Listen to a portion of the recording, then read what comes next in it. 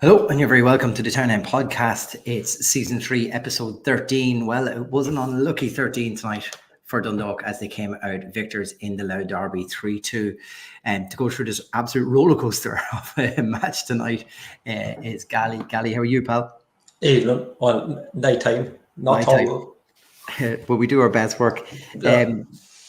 Look, just to quickly look at the game, Gally. It's one of them absolute roller coasters. It's classic Dundalk this season, nearly going well, cruising, get a opposition go a man down, and suddenly that ignites them, and then we still manage to pull it back in the end.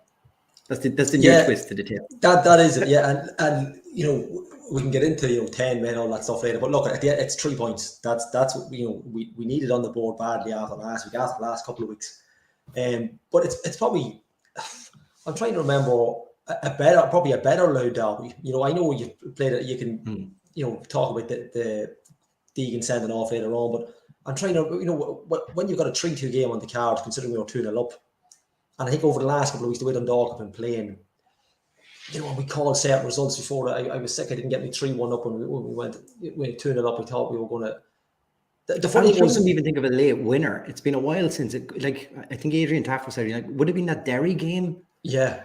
Last year, probably last time we really pulled out a late winner. Like it's been a long time. Yeah, and it's and we'll come back to probably a couple of years ago. It's not an expected late winner, even though we've played against 10 men again, from Talca Park a couple of weeks ago. Everybody was shocked in the ground that we got the winner, because we're probably not. The excitement's fantastic, but we're probably not expecting it.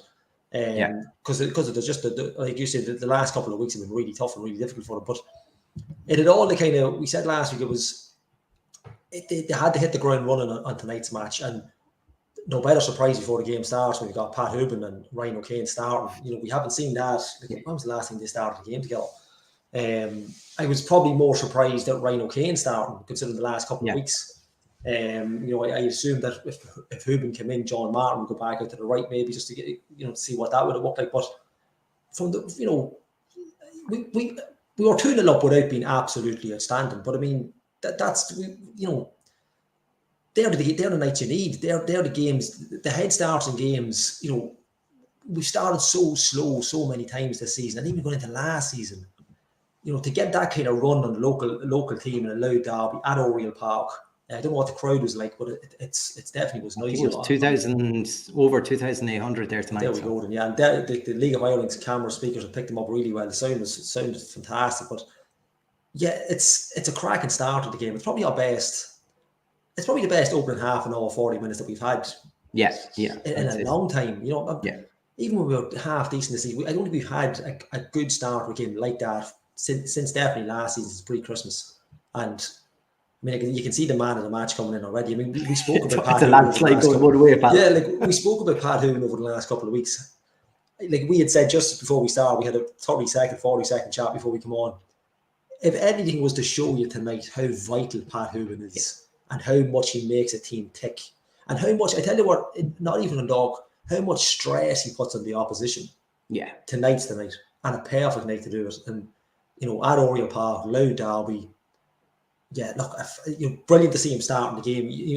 We probably should have known that that's what we were going to get. We didn't know, a couple of weeks off, injured, and you don't know what we're going to get fitness-wise. But I mean, back at the bank, he was outstanding from the word go. Really, everything ran through him, made everything tick. Ryan O'Kane, there's no doubt Ryan O'Kane and Pat Hoban, and that combination alone benefits Ryan O'Kane as well. Ryan O'Kane did a much better game tonight than he's had over the last couple of months. And yeah, really, really solid. If we're talking about the start of the game, absolutely solid. That's exactly what we've been looking for the last couple of weeks. You'd probably say maybe the first 10, 15 minutes or something, it was kind of cagey. Drogheda did have that big Dara Markey chance where, he's one-on-one with Sheps, and Sheps stands up big to it.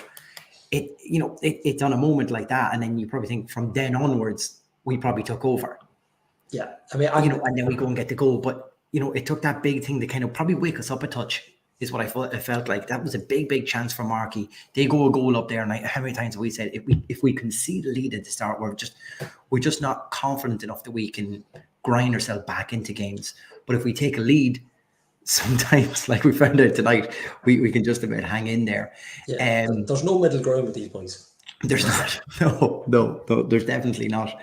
And when I seen, like I say, Ryan Stark come into it, and same with Pat, we were calling for the influence of Pat Hooban is always that drop deep, looking for flicks on, looks to play a pass in. He's got the confidence. He's got a great range of passing. He can start moves. He can end moves. And for the first one, that's exactly what we've seen. Pat has time to look up. I don't think we've scored that Ryan O'Kane type of goal yet this year, and that's what we've been missing. I've kind of said we've just nobody playing on the last defenders and stretching the pitch out. And next minute, Pat plays a beautiful ball in between two defenders. Ryan O'Kane has the speed. Like I was going to say, he didn't even have the strength to hold off anyone because the speed just took him away from two defenders, and then the coolness just to slot it past the keeper. Yeah, phenomenal pace. Like I went straight to Twitter to watch the replay again because I missed the replay on the goal, but on the League of Ireland stream. Not your fault, Chris, my own fault. But his speed, his tone of pace is absolutely frightening. Yeah. We knew he was quick. Now I can't remember who was trying to run him down, but like you just said, Tulloch probably on the other side probably has that little bit more strength. But I mean, that's what Ryan O'Kane doesn't need it. He absolute pace. The passing from Hooban, things like that we've been missing over the last couple of weeks. Mm-hmm. Look at John Martin has come in. It's not his normal role when he comes into that role. Or, we tried it against Shells as well, a different way. But that Pat Hooban link, and he can almost see the pass before he actually gets the ball. He knows what he's going to do. And it's just that little bit of little balls over the top later on as well. And that allows Ryan O'Kane that freedom where he doesn't have to carry the ball as much. He's able to play in behind the defender, let him loose, and it's a cracking finish. And that's what Ryan needed. Never mind if we're obviously waxing lyrical about Pat Hooban tonight. Ryan needed that as well because Ryan probably hasn't had the greatest start of the season. He coached Castle and Bells and Key on Wednesday night, so he took a bit of skill off the girls, maybe gave him a bit of motivation. But that's it. I'm delighted for Ryan because it's great to see him start, and it's always wary. Because we spoke about maybe he didn't get off to the greatest start in the season, but there's nobody a bigger fan than me. And the fact he's got that goal tonight as well. I seen a comment in as well. He was taken off. I was as shocked as anybody he was taken off the field. But maybe it's next week in mind and stuff. But yeah, look, absolutely fantastic. Yeah, David English there. Yeah. Yeah, I just think there's, that's probably there's one or two players that come in there, but on a forward line. That's as good as it's going to get. Dan Kelly probably shades it for me with Tulloch on the right, yeah, because just probably because he's more natural on the right than anyone else. We've kind of got left-sided players filling in on the right. Exactly, yeah. Like even when we're talking, we spoke about. You mentioned Dara Markey there as well. He must be dreaming of Nathan Shepherd. His nightmare because if you remember a couple of weeks ago in Heading Game Park and Weavers Park now. He also had a 1-on-1 against Nathan Shepherd and absolutely blazed it into the car park across the street. He must be an absolute nightmare when he sees Nathan Shepherd bearing down on him. But that's a big turning point. And like you said a couple of weeks ago, that goes in the back of the net. It's not the game over, but maybe we don't get the outcome we're looking for. And I think even if you take Shelbourne for last week, 1-0 up. Is it? I can't remember who's missed the chance late on, or the chip over the top of Nathan Shepherd. But the fact that Mark has missed that, it said that probably gave the lads that little bit of extra, that little bit of oomph to go a little bit further with it. And I think that was just the kind of the match to ignite the whole game for us. I know obviously until later on, but up until half time, they were absolutely excellent. Yeah, really, really, like one or two players look at on the missing list for me, but it was enough there going forward that we should have had the game in the bag. It shouldn't have got to it the way it got, but look, that's the beating of dog seasons to start this season, isn't it? So for, I suppose, to talk about the influential Pat Hooban again, to go from provider then to goal scorer for the second, it's a beautiful little chip over. Ili Coco gets onto it. Instead of taking a touchdown, he tries to take it first time. It's probably a good decision in the end because the keeper has to react quickly. It deflects back out. And if you won the ball to fall to anybody, you're just looking for Pat Hooban with that, aren't you? And he's the coolness to hit it into the ground, so the defenders are going to make it hard to judge on the line to block the ball, and it seems to just go right in between the both of them and nestle in the corner. And like that, he's delighted, and we're all thinking, right, it's that record, it's another one down. We're into single figures already on this, and it's just a step closer and closer each time to him. to Joey Donnelly's goal scoring record, which if he plays like he played tonight, it's he's going to shatter that this year. Yeah, like I mean, provided he said like he's a goal a game, easy. Like I mean, when you average it out, he's got to be a goal a game this season. And even you said there, that goal there, even the 2 touches before that, the whole scenario around that goal is taking the ball first time. So if Illy Coco takes a touch on that, like you say, he might have scored. He probably tries to take on the keeper, might go wide. If it bounces to Pat Hooban, or if it bounces to anybody else, maybe to John Martin over the last couple of weeks, maybe Keith Ward, maybe Ryan, maybe Tulloch, they probably try and take a touch of it. So, Pat Hooban's instinct is to hit that first time. I haven't seen it from another angle. We probably won't either. I'd be a bit disappointed with the keeper. Even for the shot, I think it came across him really quick.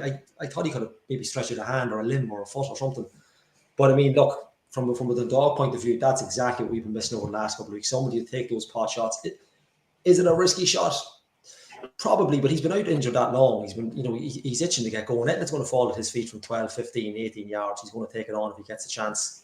And no better man for it to fall. And like I say, if it falls to somebody else over the last couple of weeks, if they take it first time, it probably ends up in the Navi Bank the other way. Never mind the Carrick Road. But that's what we've been missing. John Martin, Cammy's come in once or twice. I know he hasn't been playing, but they probably try and take a touch out of that. And that's what Pat Hooban gives you. That little bit of extra.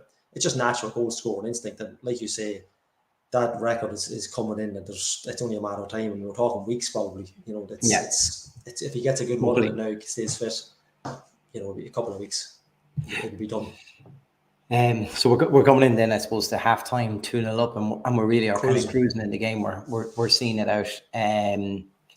It's where Skip would have dreamed to have been, probably going in at halftime. And on the other side, I'm sure Kev Doherty is probably going to give them a rollicking, because they should have been cut open as easy as they are. But that's still a derby. That's what can happen. Yeah. To come out the second half with our attitude just a little bit more lax, do you think? And the sending off comes, but we didn't have a massive stranglehold in the play in the second half. Yeah, and the thing is, we said it here a couple of weeks ago. 2-0 leads a shocker. It's not really the one that you want to be hanging on to. I thought, I don't know if it was a lax. I just felt like. Do you think, though, that the sending off kind of relax us too much? It probably gives us a wee bit of. If you're going to go a man up, you can concede straight after it, because and if the sending off will galvanise the opposition, and then the goal just kind of gave them an opportunity to, we should have seized that opportunity when they went a man down and probably just tried to tire them out a little. Instead, the sending off kind of incentivized them slightly, and they kind of went, you know what? We're not completely out of this. If we get an early goal, we're back in it, and that's exactly what happens. Yeah, and if there's a man you want taken off the field against you, it's Gary Deegan. With you probably Drape. The other one, the way he played in the second half. But if you're going to watch a player going off the pitch, a leader on a team, a talisman of a team, that's who you want to take. It'd be Pat Hooban taking off for us. It's a massive. It's like you're missing 2 players. We can talk about the sending off. Is it? But it definitely galvanized Drogheda more. As we've seen, pretty much almost from the kickoff, from the free kick that he gave away. Yeah, it's not that they were a better team. We just seem to be a wee bit standoffish. We just seem to kind of we allow teams in, though, don't we? Yeah, we just gave them a wee bit too much respect. I know that's a click kind of word, but we just kind of say, we almost invited them and said, look, well, we've an extra man, let's do it. But that Dundalk team have no right.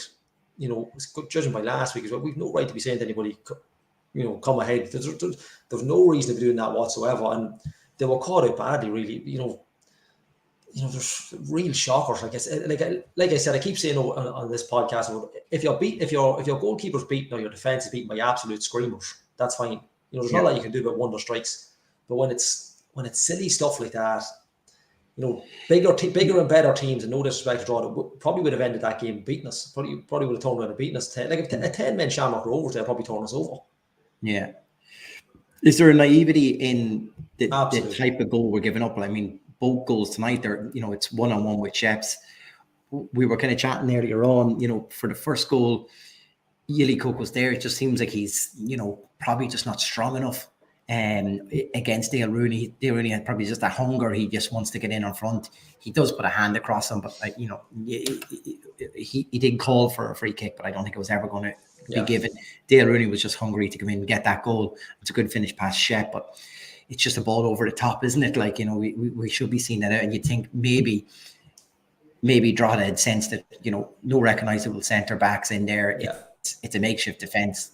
Have a go at it. There's very little height there with Darley one side and stuff like that, and Mullers wouldn't be the tallest lad either. Yeah. So obviously that's what the sense. In fairness, Darragh Doyle and Kevin Hart, they're no doses. They're in the job they're in because they're doing a very good job. They would have known that before the game started. When they seen that team sheet, they probably thought, this could be all right here. But then again, the Dundalk had come out of the blocks really quick early on.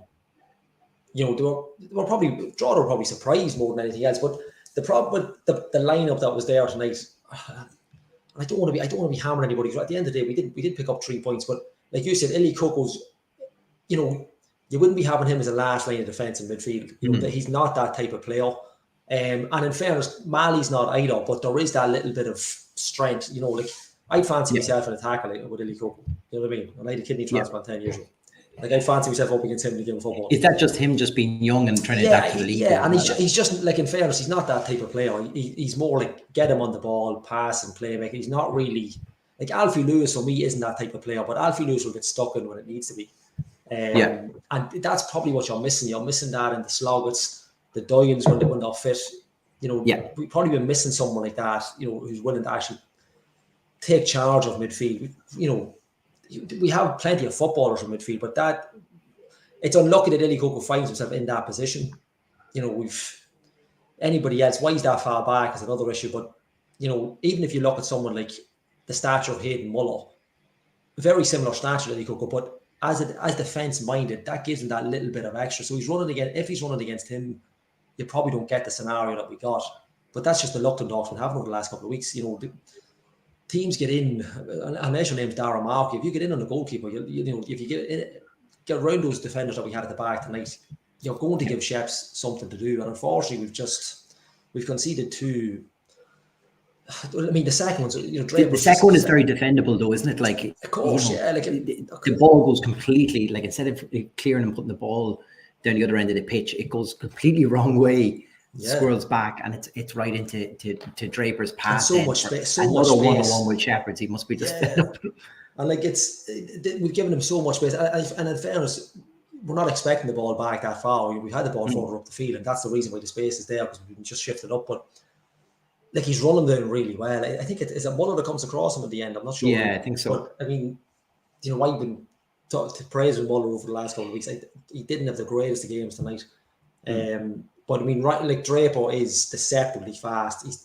He's got the touch of Rory Gaffney about him. He's got that pace that you're not really expecting. But a really tight finish from Drogheda. But that's all they needed. If they'd have got one or two more chances like that, they could have ran out winners from the game. That's the frightening thing. But look, you're delighted for the 3 points, but you can't excuse defending. You can't excuse giving goals away like that. No matter what the result is, even if you won 8-1. That one goal like that won't be accepted, and Stephen O'Donnell won't accept it either.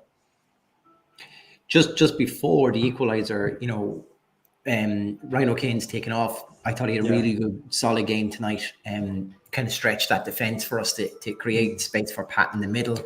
We bring on Alfie Lewis.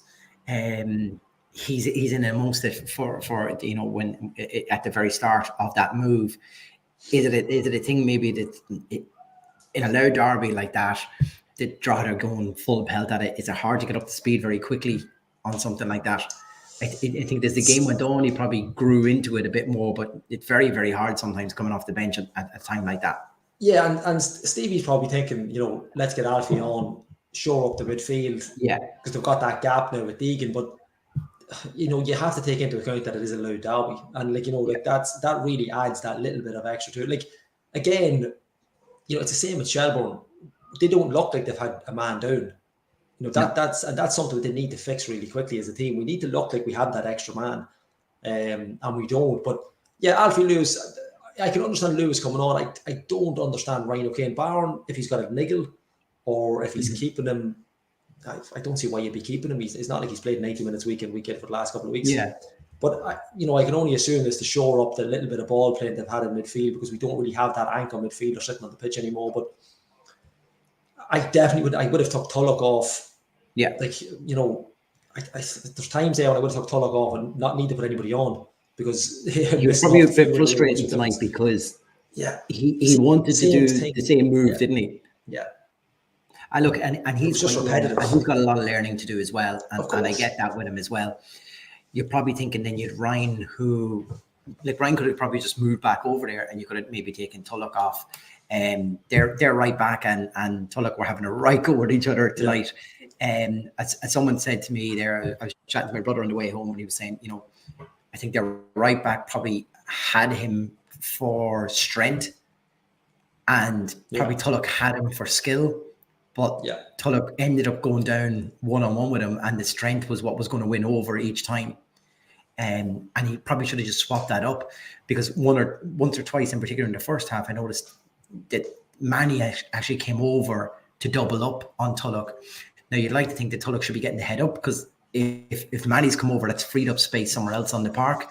Yeah. And maybe, the more games he gets, the older he gets, he'll get that football brain working a bit better in those situations. But that should be a chance to open up the pitch and move it over and create space for somebody else on it. Instead, he decided he would take on two players and go down the cul-de-sac sometimes.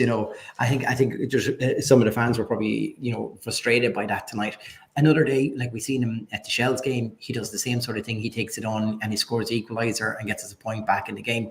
Yeah. So he's one of those players. He's probably hot or cold, if you know what I mean. He's either going to have a frustrating evening, or he's going to be the one that's going to pop up and do something to get us back into the games. Yeah.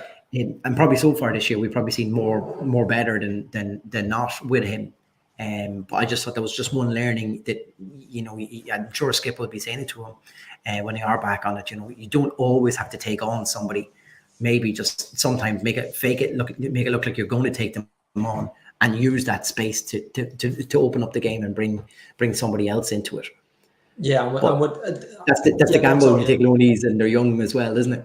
That's it. I mean, I look, he's there to impress. I mean, he hasn't signed here to say, I want to make a career in the League of Ireland. He's looking to come back. And look, that's, you can't ignore anything like that. And he's here to make it.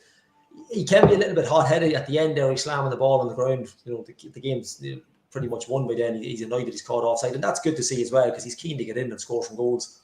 Yeah. The worrying thing for him is that, like somebody had said there, I wouldn't say he's a one-trick pony, but fullbacks and coaches who coach fullbacks will pick up on it very quickly. So, if he continues, like you had said, Shelbourne was probably the one time we'd seen him come inside, take a touch for his goal, have a look, come in on his right. But if he continues in the vein that he does tonight, he will get sussed out very quickly. And that's where that argument for maybe taking him off and putting Ryan O'Kane, even if you were to swap the sides, they can not take either of them off and swap him, put Tulloch on the right, just to see what happens so he can cut in on his left. Because that defender there would have had absolute, nightmare thinking of Ryan O'Kane coming down the wing at him, having played 70 minutes against the other fella. But even just to swap them over, I'd like to, instead of just making the change, but I just think tonight in particular, maybe it wasn't just Tulloch's night. Look, he's a very, I think on his day, I think he could be excellent. But like some of the comments that come in, there's a lot of talk. He just seems to be, he's really fast. Looking at Patsy's comments and something there tonight. Tulloch, great feet, but probably just needs to get his head up. That's it. The final ball. So I think Patsy's that's exactly. I would have the same opinion. Just really good skill, gets themselves into position, but you don't have to use that all the time. Exactly. Use your football brain sometimes to create a bit of space. Yeah. Whereas Ryan O'Kane would have that little bit, that other level of he can go either side, he can come in, he can play. He kind of, for me, Ryan O'Kane's a more advanced player. Even though Tulloch's come in from West Brom and the English setup or whatever, I think Ryan O'Kane mentally is a better footballer than him. Now, he's had a tough couple of weeks, but I think tonight was kickstart Ryan's season for him. But I just think I'd have Ryan O'Kane out there, provided Dickie Kelly's right or John, whoever they want to play. But I think Tulloch coming off the bench, like he did for definitely the first game, if not the second game as well. He comes off the bench when he signed for Dundalk. and maybe have an impact like that. But I think going forward, if he's, you know, he probably only gets so many chances at doing that. And look, like I say, I think he's an excellent footballer, but defenders will catch on to him very quickly. And the thing is, right midfielders from the other team will catch on to him as well, and they'll just double up with him straight back. And they'll frustrate him. And, you know, he can be, I noticed, just to know, not to repeat myself, but he looked a bit hot-headed tonight. You know, he could be bookings or sending offs waiting to happen, because he seems to get frustrated very, very easily. And, you know, that's just something to watch out for as the season goes on. Just before I forget, a big shout out to my nephew Dara Clark, who was the mascot tonight, leading out the team. Before I forget about him, well done, Dara, tonight. What a turn! Yeah, so that's it. We have to bring him to every match now, because we've finally got to win. is pretty much what I'm taking from that. So we go and we take Ili Coco off. We bring over kind of a natural right side now in John Martin to get him in there. All of a sudden, it's the Wardy show. He's popping up here, there, and everywhere. And you know, that's the one thing I noticed from it. Wardy decided to really take the game by the scruff of the neck. Skip had told Robbie Benson, you know, further up the pitch, get involved. You know, it's 2-2. We're 15 minutes to go. We might as well throw the kitchen sink at that. And that kind of seemed to be the pattern of play, especially in the last 10 minutes. It was all us. It was coming on. And suddenly, you know, we were started, you know, Pat was winning free kicks in important places on the pitch to get Wardy onto the ball and for set pieces and stuff like that. Shall we be surprised that when the winner comes, it's a Wardy cross again? You know, it's down in that far corner. We just didn't give up. I started to think that as well, that Drogheda had dropped so far back that, you know, Davison had suddenly there was space that time. He kept cutting inside and realised there's acres of space here in front of him. So he drives on in, and the ball ends up back at Wardy's feet. He whips the ball in at the byline, and I think it was only last week you were saying, when's the next time we can just get to the byline and just whip a ball in? We don't have to try to run it into the box, just whip it in, and that's exactly what Wardy does. There's confusion in the box. I think Hubin's probably sticking out the boot, hoping that he's got a touch, and he's got two tonight. But the ball rolls back, and it was definitely only last week, Gally, me and you were saying, we want to see, you know, John Martin come in, come off the bench and score, because that's where he's a massive impact. And that's with the, you know, the melee that happens, the ball rolls back out, and the one person nearly wanting that time is John Martin, because he's just as a habit of coming up for big goals like that. And there he is, the rifle it in the net. Skip called him out there in his comments at the end, saying it can't be easy for him. He's had the start the past year, and it's been very frustrating. He hasn't been playing a natural position, and to be on the bench tonight was tough for him. But I'm glad, he even called out, he says, I'm glad he came in and he got that goal tonight. Yeah, so that's great for him. It's great for the team, and you know, it's just to get a winner like that in the roller coaster of the game. It's just, you know, it sets you up for the weekend nearly. Yeah, and you're like I know what I know. People have said in the comments, you know, you're delighted for someone like John Martin. You're delighted for anybody. Like somebody gets us 3 points in the last minute of a derby, but someone like John, who we talked him up last season, and in fairness, he's come into this season. He's not a natural striker, I suppose. He's kind of a, I don't know what the word is. Kind of a he's like a muscle-bound winger. I don't know what the word is. Like a marauder winger. Yeah, he's not slight of frame like. Yeah, no, he can pretty much do. You can probably play him anywhere if you really needed to. But to come off the bench, and we always said he was better coming off the bench, not as a player, just in the setup that Stephen O'Donnell has at Oriel Park. You know, obviously with Pat Hubin, everybody fully fit, he probably is on the bench. But to come on and like I think he scored a header last year in a late one as well. I can't remember. I think it was the Derry match, wasn't it? Was it Derry? Was it? Yeah. And you know, that's what we said. That's where he's going to come into his own. Those late minutes, because when we had him last season, not many teams knew what to do with him. The only issue now, he's played that much football this year over the last couple of weeks. People are starting to think, oh well, you know, we can handle this. But I think coming off the bench when you've been run ragged by Pat Hubin. Yeah. When you now obviously it's gained for us that we've had that little gap in midfield that's allowed Keith Ward to have more space on the ball. And in fairness, Ward got a lot of ball in the first half as well. We probably didn't use it as much. But it's all come together at the perfect time. Like we said last week, crosses just could not get, and nobody on the end of crosses couldn't get decent crosses, and everything was air balls. Everything, it was just crazy. And it's not like we haven't been bed out of it with crosses tonight. But when it's mad and we've got it right, it's fall to the right person. There's a little bit of luck. I mean, you could argue that it's luck, but if the defender doesn't get close to Hooben what's in the back of the net. So it depends on where you want to look at it. But it falls to it's a shocker from the I can't remember the playoff between us and John Martin watching it, but he really should be picking him up because it's a second ball, and Kevin Doherty won't be happy about that. But it's look, I think we said it a couple of weeks ago. You could look back on certain games last season, and that's where the season changed. You're hopeful they're going into UCD next week. That goal there could be in the show reel at the end that might kickstart the season.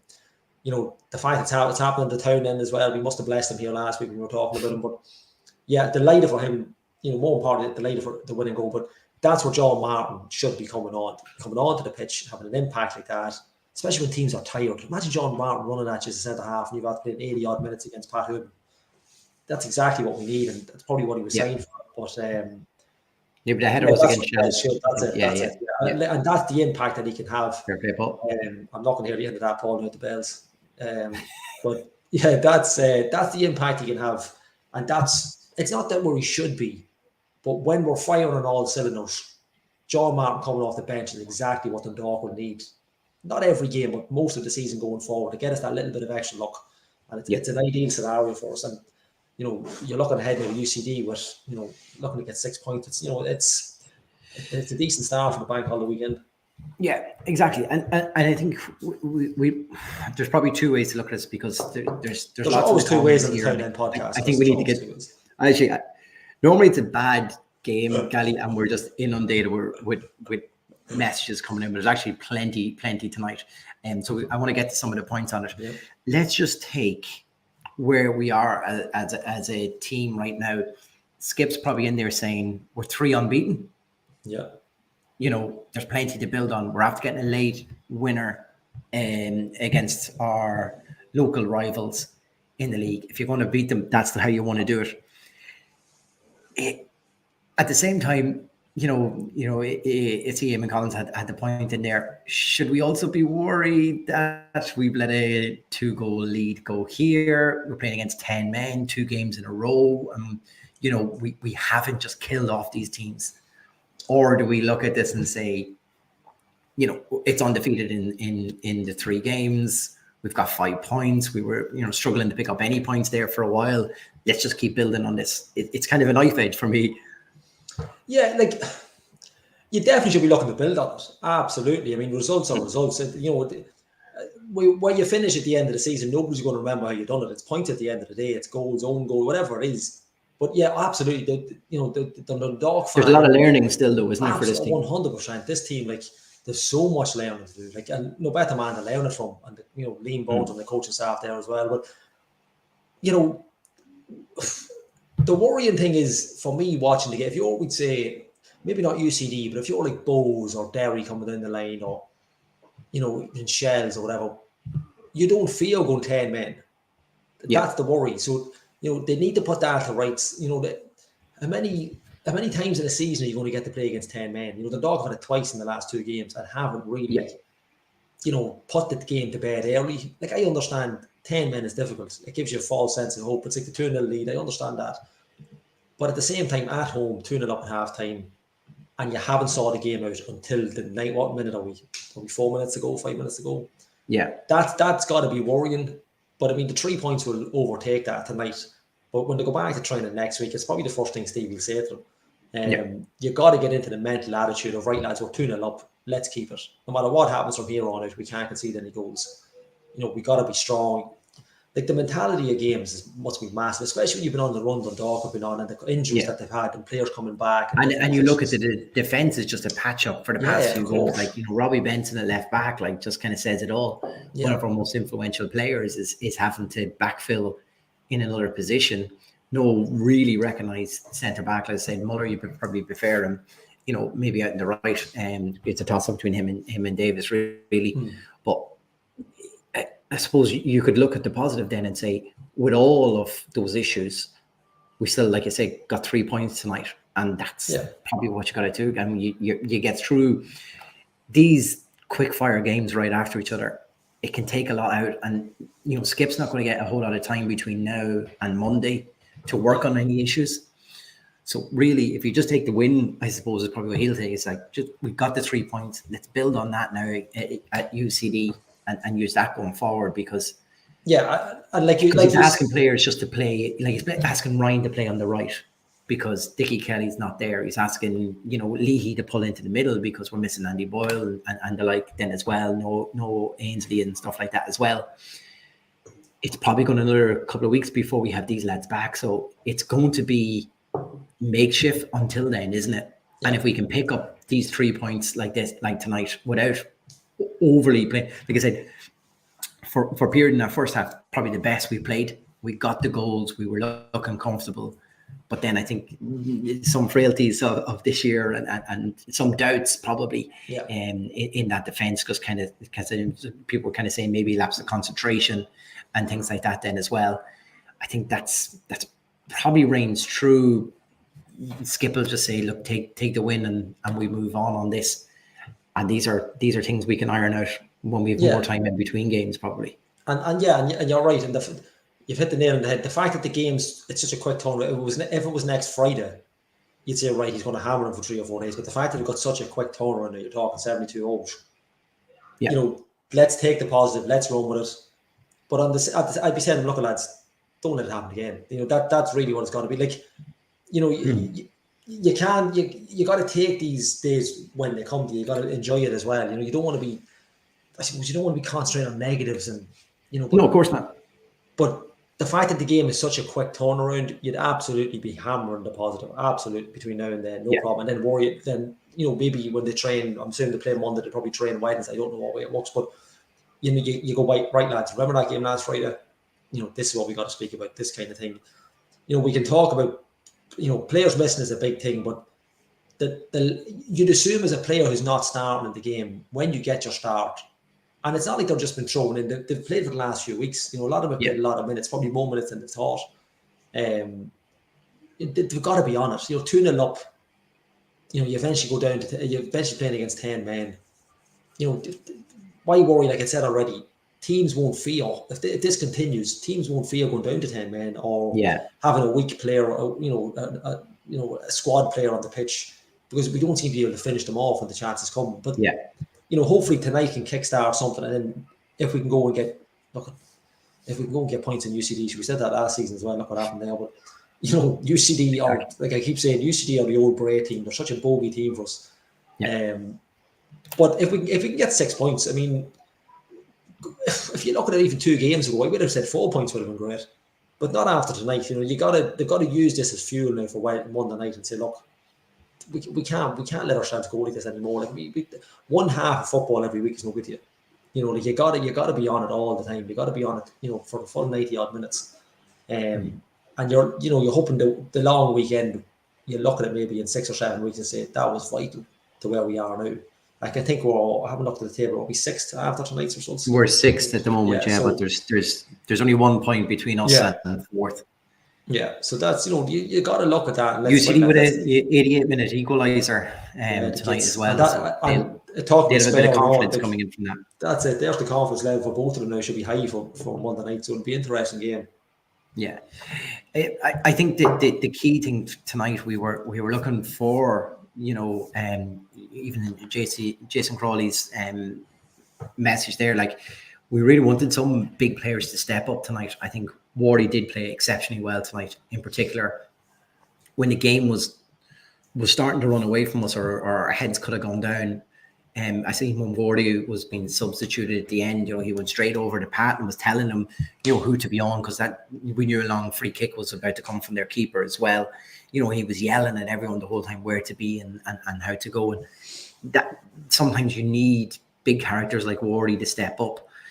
Pat coming back is a massive lift for us. And you say it's a doubt in defence before we even kick the ball that you're thinking, now I'm up against Pat Hoob, and it's, the best in the league from my books anyway. And in that position, Ryan O'Kane back amongst the goals, man who was struggling to get into that team, and now he's given Skip.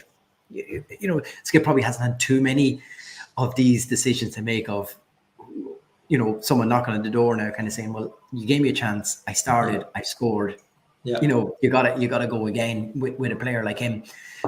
towards Skip is probably going, I have to play, somebody out here, somebody over here. I have to play, Robbie Benson left back, the likes of these sort of moves. So it's great to have positive moves up front, positive moves in the middle now with Wardy being creative, in particular when someone like Greg is, unavailable for the next few weeks as well.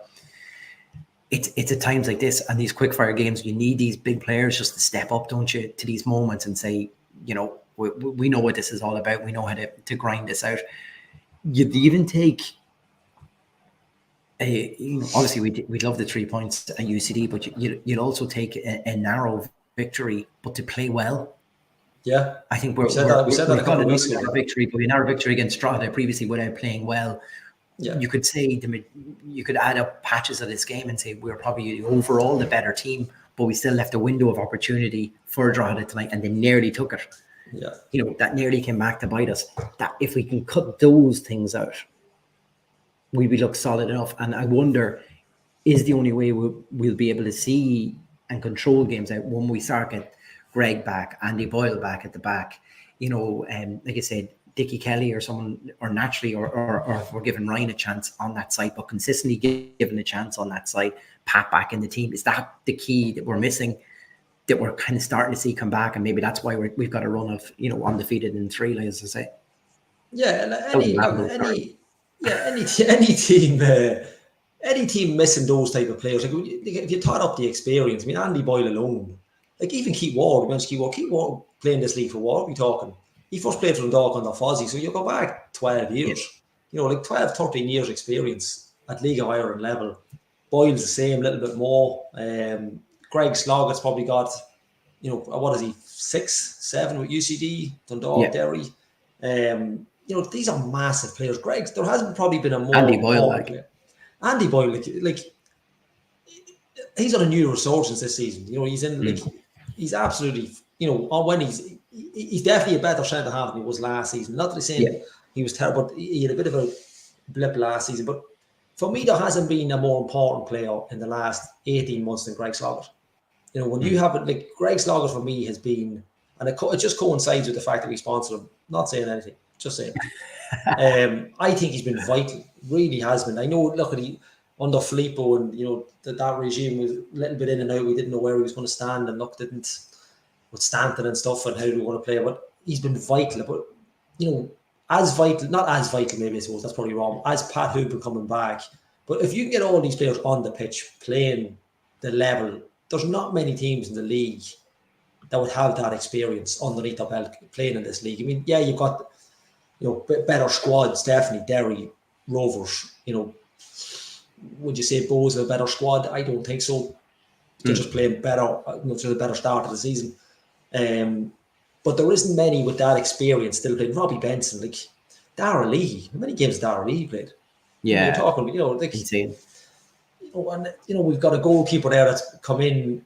He's only in the second season, but he's been every game. He's solid. These are all vital as you trick on against the likes of a UCD or Sligo in a couple of weeks, and you can't emphasize enough that you need everybody there, albeit we've also got Louis Ainsley come in. I still say he's a big miss. Regardless of who we see him come in yet, really. No, we haven't really, and regardless of what nationality he is, he's an international footballer. I know somebody made the remark one night, so was Sonny Nadestad, but this boy is a proper, he's a real. It's a fair point, though. Yeah, it is. Yeah, it is. I quietly shut my mouth on the first game of the season when he said that. But for me, I think he can bring. He's a tough couple of weeks with illness or whatever. But that's another player that's got to come back, and Paul Doyle over the last couple of weeks come back in as well, and he's getting a bit of minutes there. He's probably got half an hour over the past. But the past 2 games there. If we're firing on all cylinders and everybody's at the races, we'll be fine. But it's just we just don't seem. I don't know whether we'll get a full squad on the pitch this season. But the way their injuries are going and the luck we're having, there's always going to be 1 or 2 missing, I think, and that's just something we're going to have to deal with. But players have to step up as well. Players have to. Players got to come in. Like Muller didn't have a great game tonight, but I'd be a big fan of him. Archie Davis can be decent as well. It's for me, Muller's still a better fullback, but then again, you can't really play Davis at centre half because it's worse than what happened tonight. But I just think you need a bit of luck, but you need to also go out and perform. Like there's no excuse for when you're 2-0 up that you should be letting, them draw it back into a low derby like that. You're hoping now they'll kick on from that and go to UCD and grab a few, and look, it's it probably, in a way, like you had said, the quick turnaround, it might just suit us this weekend. It hasn't suited us in the past. Don't dwell on. There's no chance to dwell on the negatives from this one. I see Darren Mean here was just kind of saying, we just don't know how to take advantage of the extra man. I wonder if that's just part of what you were just saying, but just Darren all the sensible, getting all sensible now in his old age. He was better a couple of weeks ago. He's getting all sensible now. He's talk. Tell you, the abuse he used to throw up here. Look.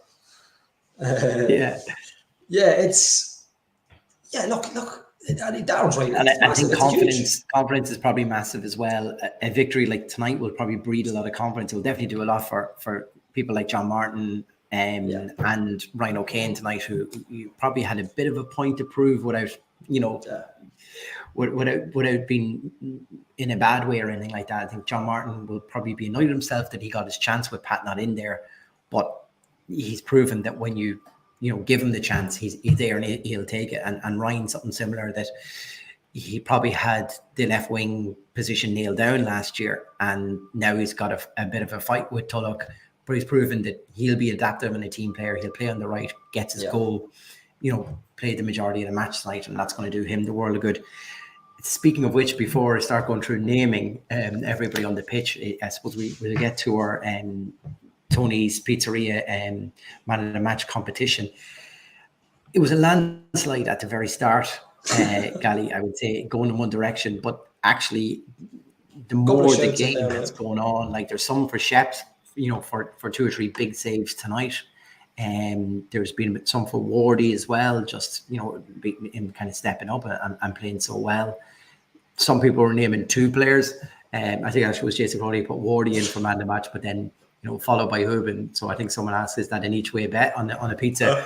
I'm pretty sure we're not going to. You will take your first answer on a lot of this. Gally, I'll go to you first for yours. I'm assuming you're going to go with the majority of the people here. Yeah, I'm not even like, usually I throw 2 or 3 players into the mix to say, oh, good, no, but no, like the man himself's come back in tonight. I can't. He's changed the game for us. Albeit it's gone back to 2-2 and we've nicked it in the end. Nicked it, I suppose. But his influence, his play, his link up. I mean, like, it's not coincidence John Martin's come on and took the game with the scruff of the neck and done what he done. Keith Ward was excellent. And even the minutes Keith Ward did tonight. But Pat Hubin, there's no. I remember saying last year, Greg Sloggo got one of the biggest landslides I think we've ever seen on a podcast or man of the match. That's I don't see anybody else. Is equally as big tonight. Yeah, no, absolutely. No, Pat Hubin, absolutely, 100%. Yeah, look, it's unless you're a different one, Chris. I think just if you're looking for a big impact from a big player, like Pat to go and set up the first, to go and score the second and be involved in the third, you'll say everything was good tonight. Pat was definitely at the heart of it. So I think for that reason, one, just for him to get back on the pitch and to start a game as well is great to see. But it just really showed, and it's something we've been kind of saying. We just missed Pat, and if Pat come back, we could be all right. But actually, it's proven. It's proven to be the point. Even for players in the dressing rooms, the dress like it would have put the fear of God in the Drogheda players when they seen his name on the team sheet, and it should have spurred other players on with that motivation. We've got the best striker in the league back, and the best striker in the league probably in the last decade, 8, 9, consistently just top class. That's it's a perfect night for him. Yeah. If we give his dress, he get a pizza for himself, but he won't get out of pizza. We won't give him a pizza. Probably not allowed on the dietary things or something from the club. But look, thanks everyone who has messaged in tonight. I think picking at random here, we'll go for someone different tonight. And so, Trev Myers, congratulations! You are our Tony's Pizzeria Man of the Match competition winner. So you can claim your 15-inch pizza. I think we don't wait till the next game, but he has a week to get it, isn't that? He has a week, yeah. Friday to Friday, yeah. So we were very harsh making meet it before Monday night.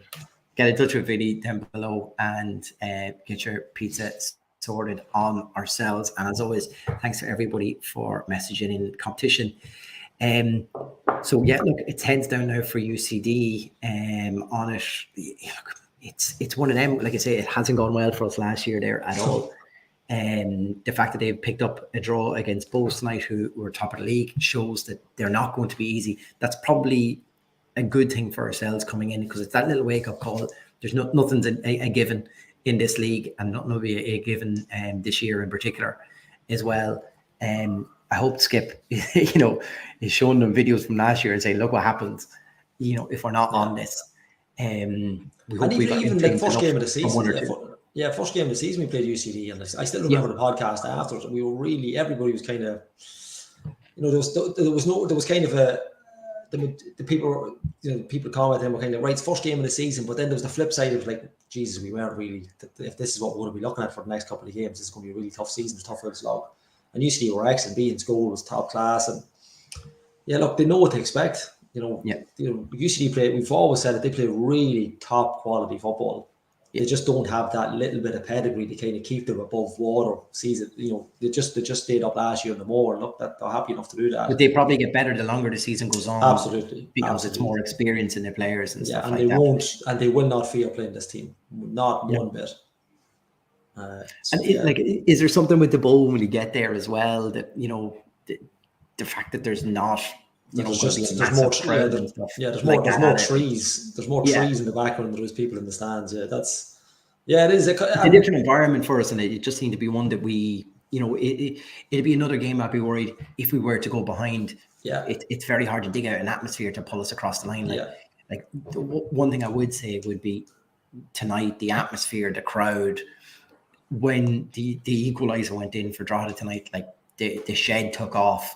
To get the players back on board again. I wouldn't like to be going behind at the bowl now, because it's hard to generate an atmosphere in it. It's almost like pre-season atmosphere. It can be at times. It can be a bit pedestrian in it for it. And if there's something like, I think if Skip can pull out, if he was able to get the victory there, I think those back-to-back victories could be, like I said, just that catapult to bring us in there. But nothing is given. Absolutely nothing is given. And like I say, you underestimate that UCD squad this year at your peril, don't you? And like, even it's not even the fact that the game's away. Even if it was at Oriel Park, like UCD wouldn't have an issue with the AstroTurf, because they zip the ball around. It's not a problem for them. So you just need to get your head down. And I think it'll be I think in many ways it's going to be a tougher game than tonight. I think it'll be a tougher slog for them. And look, the pitch is decently sized for them. There's plenty of room around us. So it's not like we're talking about no crowd. It's not like they're in on top of you either, but there is that little bit of, you'll hear every boot on the ground running, because that's all. There is no crowd chanting in the background. So that's the difficult thing about it. But like you say, provided we don't go behind, you'd like to think we should be okay. Even a good performance, 1-0, take it back. Absolutely. It doesn't have to be a mad 3-4-0 win. Any kind of win. I think another game is not 3-2 with a last minute equaliser. Not good for the heart, but it's good for the points. And anything but it, like a ball 1-0, just not a ball draw. We don't want, and even like we really shouldn't be getting a high score and draw either against UCD, because at the end of the day it is UCD. I think that was at the bowl tonight there, and you would have thought Bowls, that's a nail on for them to go and get 3 points. So that's like Skip will definitely be at using that and kind of saying, look what happens if you don't shut the game out with them. They'll stay in there 88-minute equaliser, and they're back in it. That's the worry. And that's what we're up against tonight. Just a matter of housekeeping, we just have a quick look at the table tonight. You mentioned it earlier on. Gally, it did come up. And so both will stay top tonight, despite their draw. It's 2 draws there in their last few games as well for them. So, it's 1 draw. Sorry, it was 2 defeats previous to that. Sorry, but they stay up on 25 points. Second win in a row for Derry City. So they move up into second. Shamrock Rovers with their 4th win in 5 games as well tonight, gets them into third on 21 points. A little gap back in 4 points then to Shells, despite getting their victory tonight as well on 17 points, level with Pats, who obviously lost tonight, on 17 points as well, followed by Dundalk in 6th place on 16 points. First win in quite some time since Drogheda for ourselves, followed by Sligo, who obviously were beaten tonight by Shamrock Rovers, who we played directly after the UCD game as well. So all eyes will be on that and their results over the next wee while too, just to see where we go. There on 16 points as well. A gap of 3 points then back to Drogheda in 8th. A gap of 4 points then back to Cork in 9th, and UCD on bottom of the table on 10, but pick up another valuable point tonight. That's, just looking at them, they've also got 5 points over the last 5 games, kind of similar to ourselves, just not in a consecutive run. So it kind of just shows what, they are one of those teams that just hang in there and will pick up the points where they can too. So that's what we really have to be careful for. And even if you look at Rovers there, we were talking about Rovers a couple of weeks ago, probably 4 or 5 games ago, and they were getting hammered from pillar to post by everybody online. They've only won 5 games this season and they're in third. Like that'll tell you how close this league. Not how close it is, but how people are taking points off each other. It just tells you what the League of Ireland level is like. In or around the middle, you'll always get the 1 or 2 to break away. But like Rovers, they've won 3 on the bounce, is it 4 out of 5, something like that? Yeah. Like they've only won 5 all season and they're third in the league. They play 12. It's less than half the game. It's absolutely mental. That just goes to show we said it last week. You can't, because Bowes has really put the cat amongst the pigeons up there. You can't be afford to cut it. The dog. We need to take advantage of tonight and kick on from 1 tonight. And just any kind of victory would be fantastic. Yeah, and I think that's it. It's like right now it's probably just about getting points on the board, and we'll worry about patterns of play and what this Dundalk team and what their stamp is on the football pitch. But I think at the moment, in particular, like I say, with everyone probably taking points off each other, if you can just put a run together, back-to-back victories in particular is most valuable in these quick fire turnaround weekends.